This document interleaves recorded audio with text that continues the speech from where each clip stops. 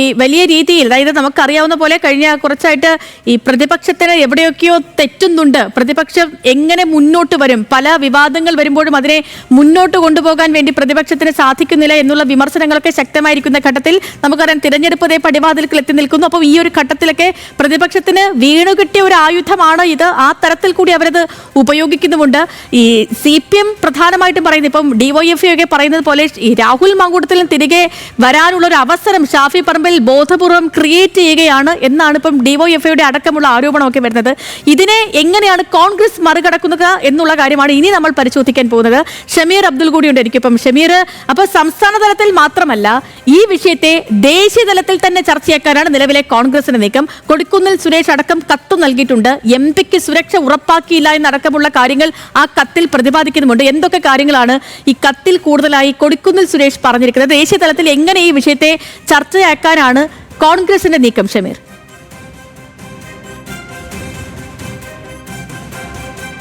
സേതുലക്ഷ്മി, ഇതുമായി ബന്ധപ്പെട്ട് ആദ്യമായാണ് കോൺഗ്രസിന്റെ ചീഫ് വിപ്പ് കൊടിക്കുന്നിൽ സുരേഷ് ഈ പരാതി ലോക്സഭാ സ്പീക്കർ ഓം ബിർളയ്ക്ക് നൽകിയത്. ഉച്ചയോടുകൂടിയാണ് ഈ പരാതി നൽകിയത്.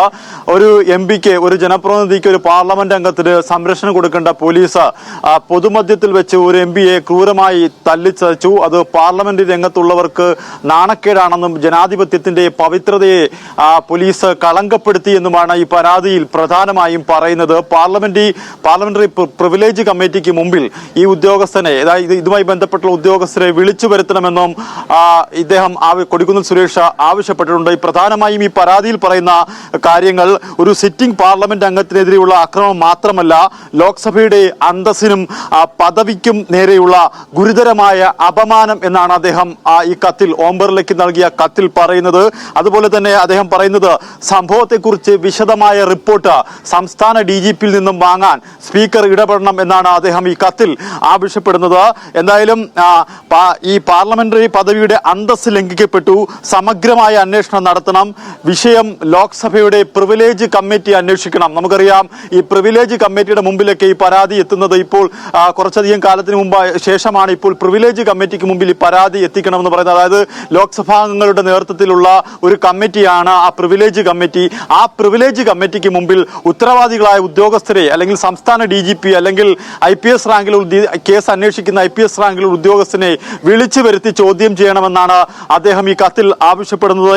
ഏറ്റവും ഒടുവിൽ രാഷ്ട്രത്തിന്റെ ജനാധിപത്യ ഘടനയ്ക്ക് വളരെ ദുഃഖകരമായ സന്ദേശമാണ് ഈ ഒരു അക്രമത്തിൽ, MP-ക്കെതിരെ നടത്തിയ അക്രമത്തിലൂടെ ഉണ്ടായിരിക്കുന്നതെന്ന് അദ്ദേഹം ആ കത്തിൽ പറയുന്നു.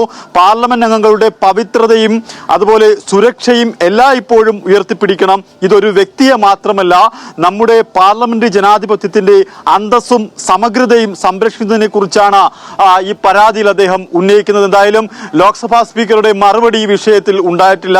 ദേശീയ തലത്തിൽ നമുക്കറിയാം പ്രിയങ്ക ഗാന്ധി ഉൾപ്പെടെയുള്ള ആളുകൾ ഷാഫി പറമ്പിലിനെ ഫോണിൽ വിളിച്ചിരുന്നു. ഇപ്പോൾ ഈ വിഷയം മല്ലികാർജുന ഖാർഗെയുമായി ഉൾപ്പെടെയുള്ള നേതാക്കളുമായി കൊടിക്കുന്നിൽ സുരേഷ് MP ഇതിനോടകം സംസാരിച്ചു കഴിഞ്ഞു. അതുകൊണ്ട് തന്നെ ഈ വിഷയത്തിൽ ശരി. അപ്പൊ ഈ വിഷയങ്ങളൊക്കെ ഇത് സംസ്ഥാന തലത്തിൽ ഒതുങ്ങുന്ന ഒരു കാര്യമല്ല. ഇതിനെ ദേശീയ തലത്തിൽ അടക്കം എത്തിച്ച് സജീവമായി നിലനിർത്താൻ തന്നെയാണ് കോൺഗ്രസിന്റെ നീക്കവും തീരുമാനങ്ങളും.